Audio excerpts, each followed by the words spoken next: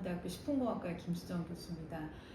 제가 연구하는 부분은 제조합 미생물을 이용해서 식품 소재를 생산하는 연구를 하고 있습니다. 제조합 미생물 하면 조금 안 좋게 생각하실 수도 있는데요.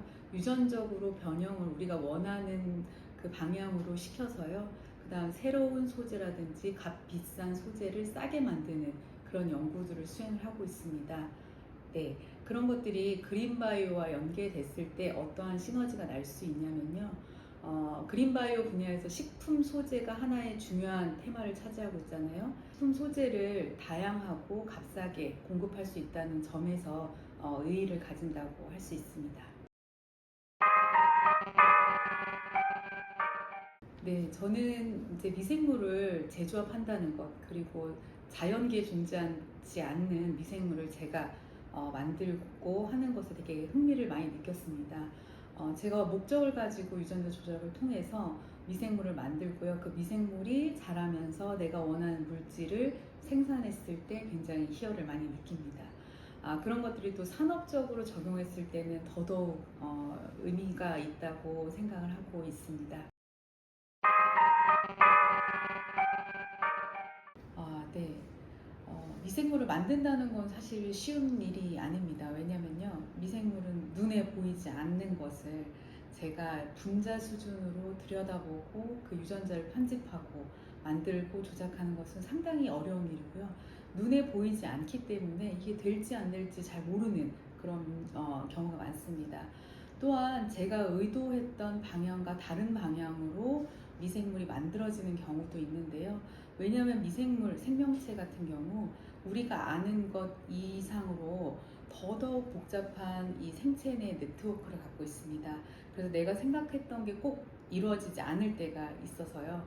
그래서 뭐 지금 성공적으로 말씀드리는 대표적인 케이스를 말씀드리자면 투스리부탄 다이얼을 대량으로 생산했던 것이 있는데 그 연구를 하기 위해서는 굉장히 오랜 시간 동안 시행착오를 통해서 그런 것들을 연구를 계속적으로 수행했던 그런 힘든 경험들이 있습니다. 제가 그래서 최근에는 이런 생물정보학이라든지 AI라고 하는 기술이 많이 발달하고 있죠. 특히 AI를 이용한 효소 개량, 여러분들 알파폴드라고 들어보셨나요? 예, 그것은 이제 아미노산 서열만 주면은 단백질의 구조를 예측하는 것인데요. 그런 것들이 예전에 더 있었으면 시행착오를 많이 줄였을 것 같습니다.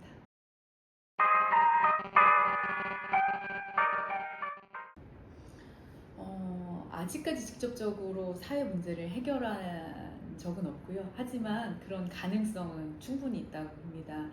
예를 들어서 최근에 이제 비건 인구가 많이 증가하고 있죠.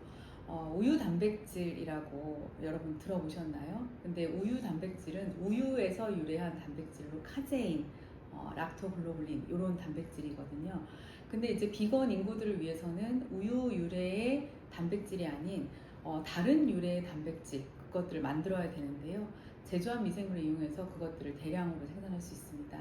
해외에서는 이것들이 이미 상용화돼서 아이스크림에도 넣어서 판매를 하고 있고요. 비건 인구를 위한 대안으로 제시가 되고 있습니다. 앞으로 저희 연구가 이러한 방향으로 특정한 사람들 그리고 다양한 소재를 생산하는데 영향을 끼칠 수 있을 것으로 생각합니다.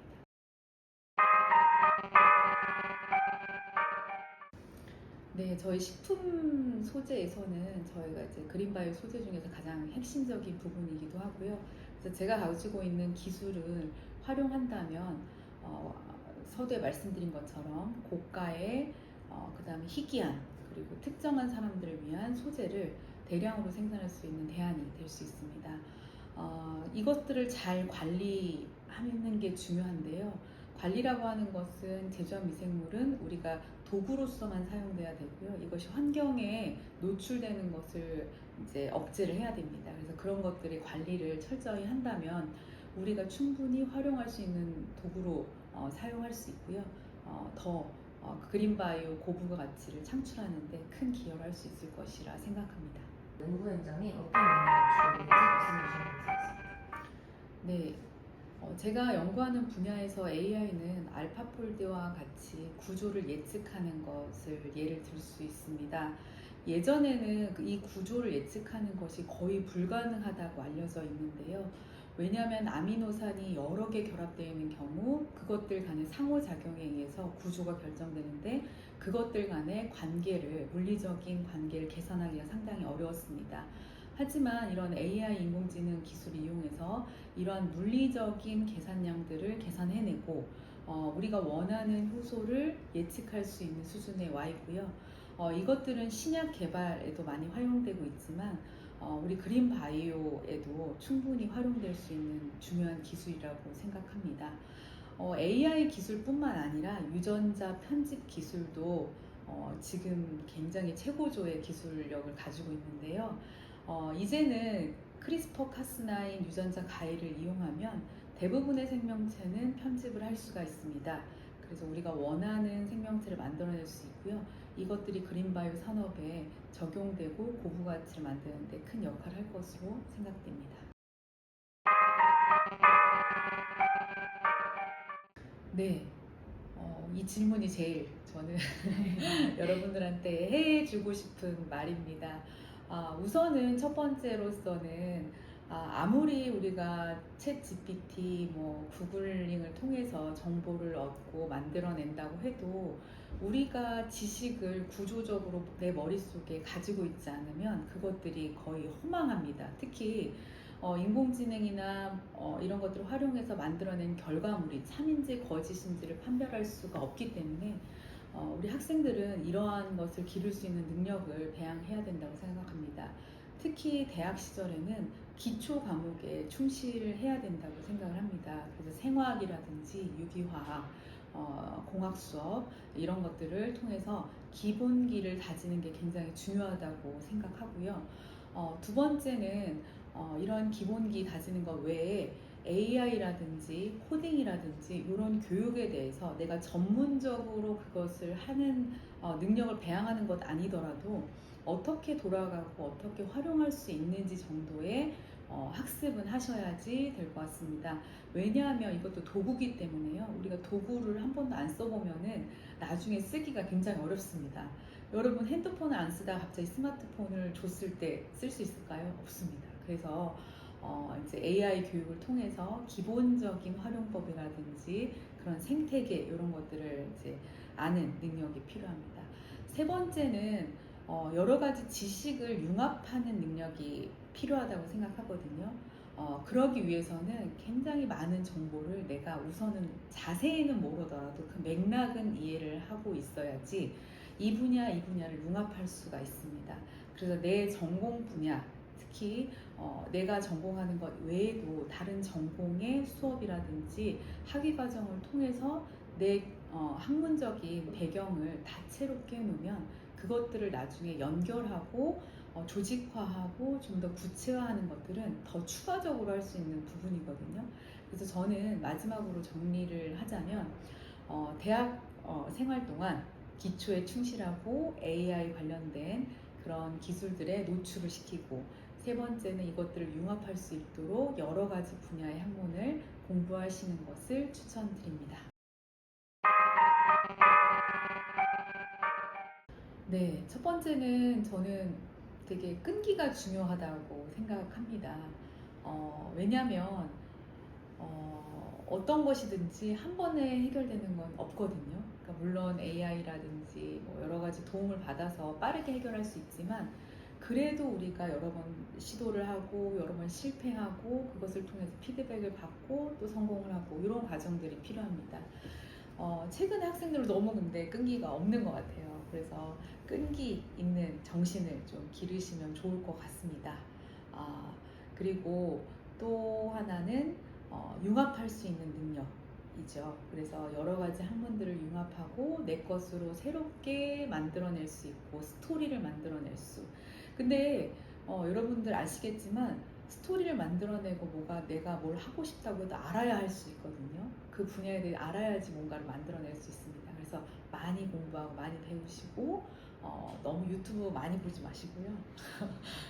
그 책이라든지 전공 서적 이런 것들을 통해서 기본적인 지식을 쌓는 게 굉장히 중요하다고 생각합니다. 특히 여러분 20대는 평생 이제 배워야 하고 그 다음에 확장해야 될 지식을 마지막으로 쌓는 과정이거든요.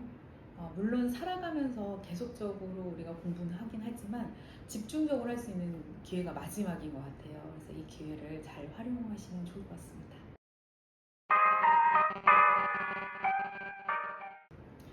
네, 저희 실험실의 학생들은 두 가지 형태가 있습니다.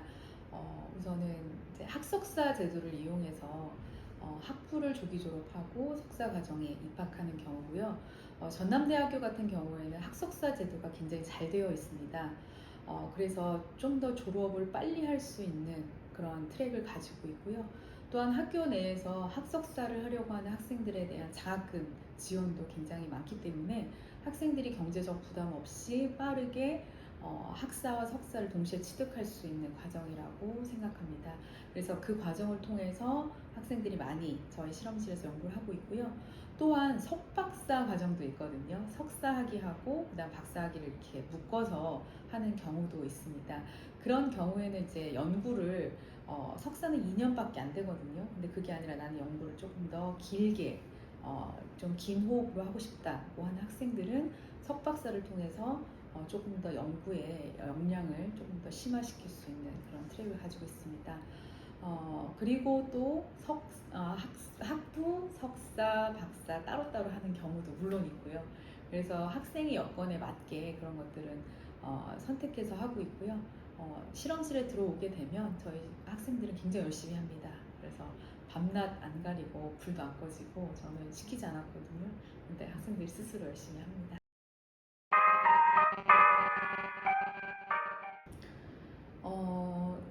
옛날에 농업은 굉장히 경험적이고 그 다음에 굉장히 올드했죠. 그래서 생산 효율성도 떨어지고 우리가 고부가 가치를 얻기에는 어느 정도 한계가 있는 산업이었습니다.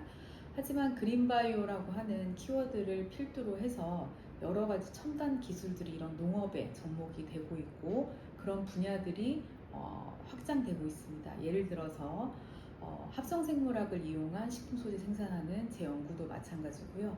스마트팜을 이용해서 우리가 작물을 노지에서 재배하지 않고 우리가 원하는 환경에서 우리가 원하는 조건을 줘서 작물을 수확하는 효율성을 증대시킬 수도 있습니다. 로봇 등을 이용해서 작물을 수확하는 경우도 있을 수 있고요. 그래서 여러 가지로 고부가 가치를 확대할 수 있습니다. 뭐 이런 것들은 우리 농업, 그린바이오 분야에만 접목되고 있는 것이 아니라 전 세계적으로 첨단 기술들이 융합된 그런 산업들이 발전하고 있기 때문에 여러분들도 빨리 이 흐름에 맞게 열심히 공부하셔서 우리 그린바이오도 첨단 분야 할 수 있는 그렇게 역량을 가질 수 있는 인재로 성장하시길 바랍니다. 네, 감사합니다.